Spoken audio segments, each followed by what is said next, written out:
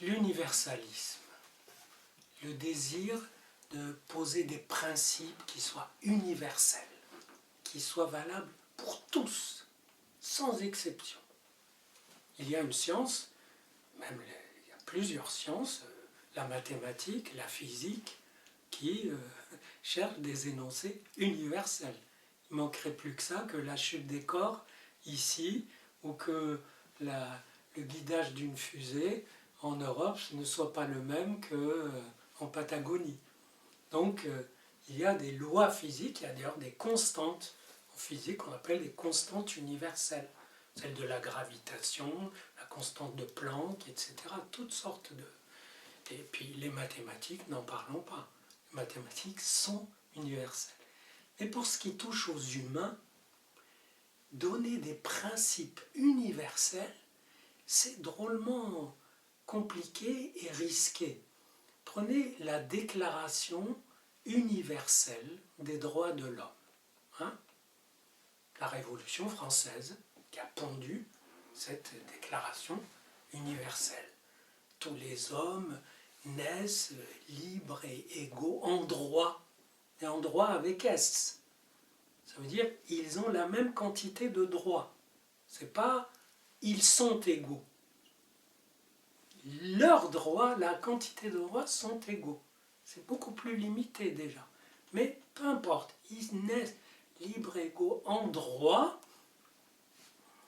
et quelle que soit leur religion, leur race, leur sexe, quel que soit. Et puis, la Révolution s'est développée après. Elle a même fait un calendrier universel. Voyez-vous ? Brumaire, Frimaire, Vendémiaire, la vendange, etc. Frimaire, c'est l'hiver. Déjà, si vous me dites, vous datez une lettre, le 15 Frimaire 1793, et si vous êtes aux Antilles, ça fait bizarre. Si vous êtes au Brésil, le 15 Frimaire, vous crevez de chaud là-bas.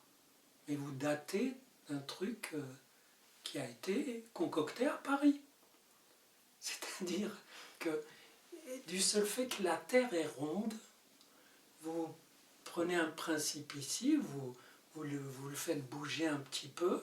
Si vous traversez l'équateur, ou si vous allez vers les régions tropicales, la validité de ce principe n'est plus très assurée. Peut-être qu'en remontant de l'autre côté de la Terre, vous allez le revalider. Il se casse. Du fait que la Terre est ronde, l'universalité pour les humains connaît une cassure. Une cassure qu'on peut nier. On peut dire non, il n'y a pas de cassure. Tous les hommes, quelle que soit leur identité, etc. Puis on se retrouve aujourd'hui avec des problèmes identitaires. Des problèmes identitaires, il peut très bien y avoir une identité qui n'admet pas ces principes-là de la Déclaration universelle des droits de l'homme. Et alors, comment une déclaration va intégrer, quelle que soit l'identité, une identité qui nie la validité de cette déclaration? Vous voyez, comment vous allez intégrer quelque chose qui nie la légitimité des principes que vous posez? Et ça, c'est un vrai problème. C'est ça le problème de l'intégration. C'est pas simplement dire mais oui, on est tous français par exemple, quelle que soit l'origine, la classe, le sexe, l'identité, etc., la religion. Et puis vous vous retrouvez aussi avec des gens pour qui leur identité passe avant le fait d'être français. Et même qui considèrent que être français, c'est à peine un moyen, un instrument pour trouver du travail, pour avoir des droits, etc. Mais sûrement pas pour partager une identité. Or, cette identité se veut universel même sur un territoire, simplement. On n'intègre pas le tour de la Terre, hein, la rotondité de la Terre, le changement de climat, juste sur un territoire.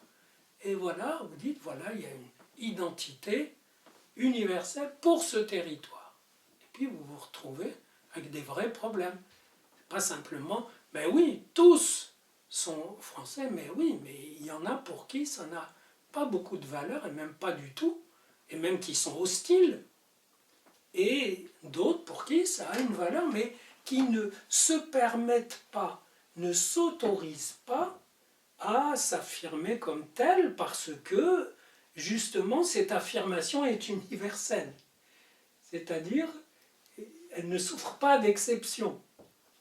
Donc on va dire, ah, vous allez faire des citoyens de second ordre, vous allez faire une hiérarchie entre les citoyens. Mais non, ce n'est pas une hiérarchie, c'est des différences.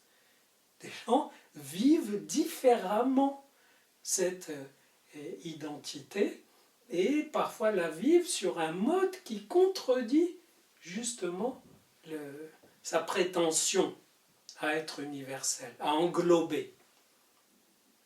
Du coup, il peut même y avoir une intégration, très bien, on est pareil, mais au fond, les gens, c'est plus l'intégration qui joue, c'est l'acceptation. On peut être intégré et pas accepté, justement parce que si vous niez pour des gens ce qui fait leur identité, ben, ils ne vont pas vous accepter de gaieté de cœur.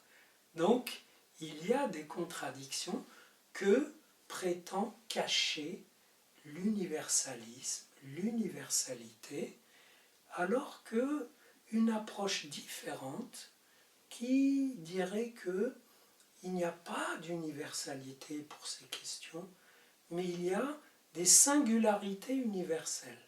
C'est-à-dire, chacun rejoint l'universel, chacun ou chaque groupe, par la voie qui est la sienne. Et donc, il y aurait une diversité d'expériences et de définitions, mais pas coiffée par un truc global qui prétend être l'universel.